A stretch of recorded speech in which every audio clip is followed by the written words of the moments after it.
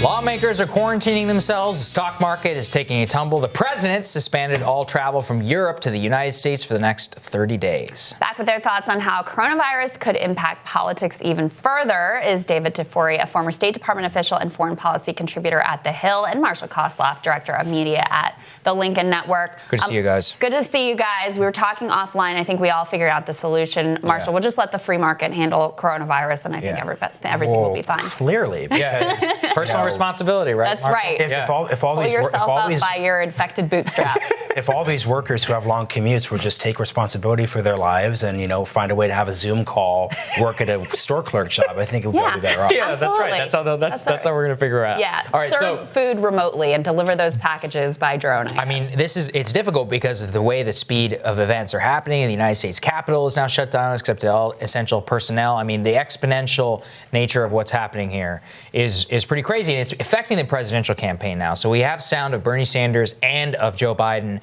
who have been talking about this. Let's take a listen. We were planning a big rally in Cleveland tonight, but the governor of Ohio asked the presidential campaigns to cancel their indoor public events in Cleveland with large crowds of people. And that's what we did due to the coronavirus, and he was concerned about that. And as I've said all along, that we would follow the guidance of the CDC, state and local officials, and public health officials with respect to our campaign events. We'll continue to do that. The only reason I'm asking you That's about exactly this, right, Chris. Senator, is your rallies and stuff going forward. You, Biden, and Trump, all three of you. One of you is going to be president of the United States, and you're all very vulnerable to this. Is your team? Look, I'll offer you my whole show to come in and talk healthcare just to make sure you're not out on the hustings shaking 1,000 hands, because I know you guys are all going to do it. You can come into the studio whenever you want. We'll do the whole night on healthcare. But are you thinking about it at the team level? What positions they put Bernie in? Yeah, of course. What they expose you to? Yeah, and of course we are. I have used more hand sanitizer in the last 2 weeks than I've used in my entire life. Yes, we are thinking about it. Someone comes up, Bernie, your ideas about healthcare, you're saving my family, they reach over to hug you, you're going to hug them. People want to kiss you and say, Senator, you fighting the fight for me. Thank you. We're aware of this, but it's not just me. Let's be clear. It is the American people. Well, there you go. Funny moment there from Chris Cuomo. He is right. Bernie probably would hug him. I mean, Dave, this is a real issue. I mean, no rallies. All rallies are canceled. Biden's rally, Bernie's rally, the Trump rally, no rallies. People are talking about you can't go door to door. There's no even basically it's all about phone calls and virtual rallies at this point.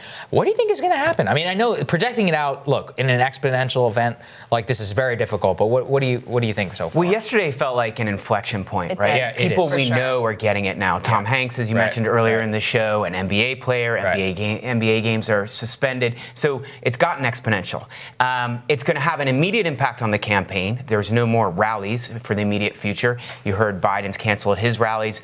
Trump's been canceling his rallies. So campaigning becomes more difficult. They're going to have a debate in Arizona. They're going to be in an empty room. It kind of changes the atmosphere. Changes the whole dynamic. Yeah. It might take down the stakes a little bit for Biden, so it might actually help Biden. It makes it harder for Sanders to catch up. But there's also a long-term impact, which is what is the policy on coronavirus and what is the referendum on how the Trump administration has done? And I think that gives Biden some good arguments. I mean, has Trump taken care of our welfare? Because you can compare this also to the climate issue, which is also an important issue for the Democrats.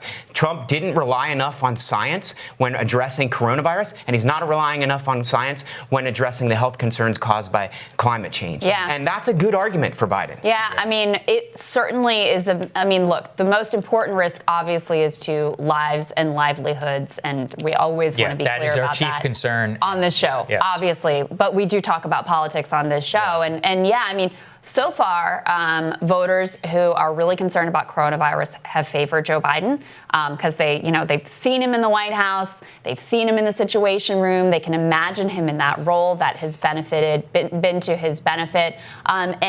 President Trump, who was very well positioned, frankly, coming out of impeachment, his approval rating was pretty high, stock market was riding high, unemployment was low, et cetera, et cetera. He is now in a very precarious situation, especially since he has been so behind behind the curve in terms of responding to this thing. Yeah, and Ross Douthat at the New York Times had a good column on how coronavirus is going to basically help the technocratic neoliberal case. Because, I mean, we were talking, earlier in the week, we were talking about the sort of list of Biden appointees. So Jamie Dimon, who I think on a couple of different levels is obviously not going to sync up with the actual economic policy choices that this show would appreciate. But you know what the thing is? I would trust Jamie Dimon in a literal crisis situation like this. Like there is a central truth that there's one thing that, Mayor Pete, to be entirely honest with you, I would trust him as a mayor running a process because, if we're looking at what does McKinsey teach you? What does working at Wall Street do? The thing that Harvard and all these institutions that we're rightfully, that we're rightfully skeptical of, the one thing they do really well is they teach these cadres of elites how to follow rules and maintain procedures and do what they need to be doing.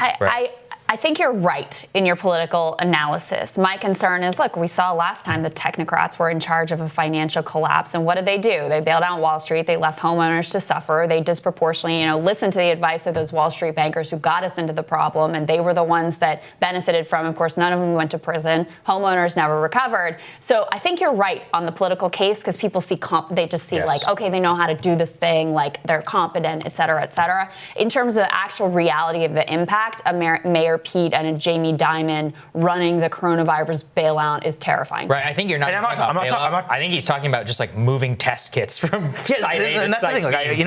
If Mayor Pete was fixing bread prices, I'm pretty sure he could probably fix something. Coronavirus test kit prices. He can bring the price down on the kit. He's trained for weeks. I will say, Dave, I think this is the single greatest threat now to Trump's reelection. I mean, and again, look, our chief concern on this show is the health and safety of Americans, of our viewers in particular. I'm joking. But what's happening is we are seeing a real test of the president's leadership, of the administration. I mean, basically, I know this is basic common wisdom at this point, but people were saying with President Bush that one of the ways that he truly lost the American public was the response to Hurricane Katrina. Right. It was Iraq plus Katrina that undermined all faith in the United States government. Yes. We could be at a situation like this if this thing is not handled properly. I think that's absolutely right. Yeah. You would have thought a year ago that the biggest threat to Trump was Russia and the Mueller investigation. We did. And then also the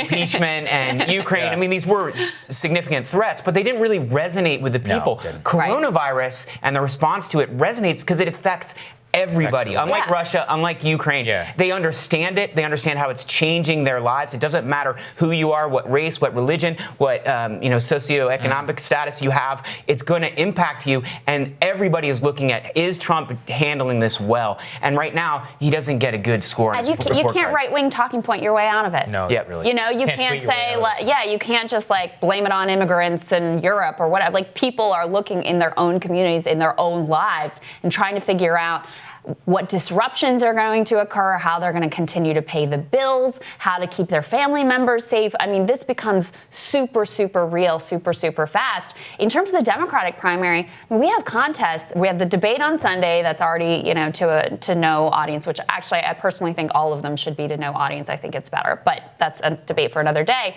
Then you have primaries on Tuesday in Florida, a place that has an older population.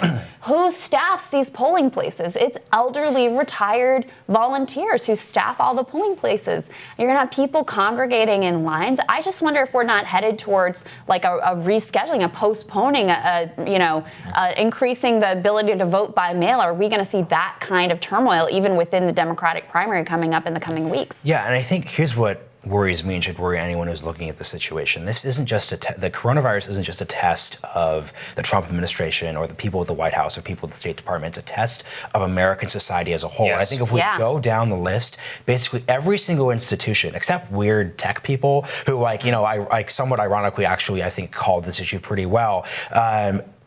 For example, look at what people like Russia, and I don't want to be this conservative, but I think a lot of right-leaning media figures are failing this test right now. Yeah. A lot of people on the right are sort of using talking points like Rush Limbaugh right now is talking about, it's a flu, it's just the flu, which is literally just disinformation. Right. I hate to sound like an MSNBC person here, but people are literally spreading disinformation. It's true. It's not the flu. It like we see it. It's literally not the flu. Right. People like Candace Owens this morning was saying, we're going to look back and see the media hysteria area here. Right? No. What's so helpful about this situation is the people are really allowing themselves to sort of stand up and be countered. Like, if you are a useless, borderline, I would actually say evil grifter, you're making it very clear where you sort of are. No, and it's you're disgusting. right. And that's what I was saying this earlier this morning, which is that it's everything. We have these state public health departments that everything has to be rolled up.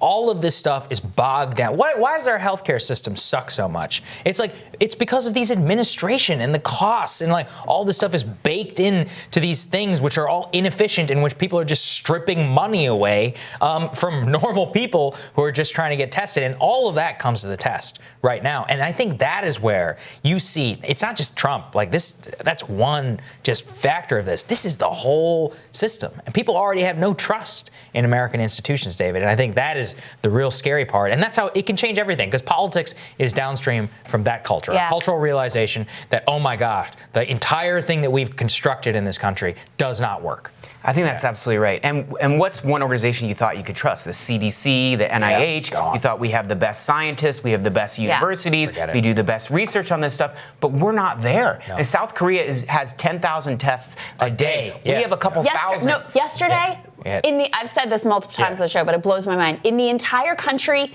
8 tests occurred in this country. 8.